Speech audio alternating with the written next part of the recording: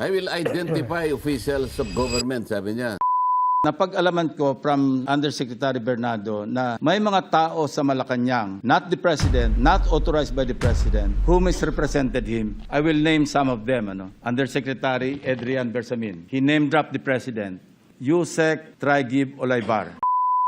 Sinabi, Yusek Traigib. At saka si Yusek Bersamin, he was name-dropping the President. Sa mga tweet, inalisan niya kagad ng responsibility ang opisina ng Presidente. Alam niya ganun siya kasigurado.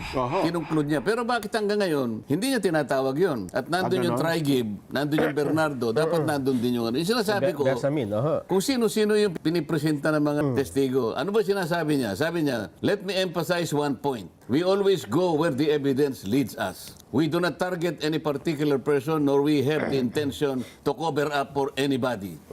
Taliwas ito eh. Oo nga. Ba't parang may kinocover ka rito? Di ba?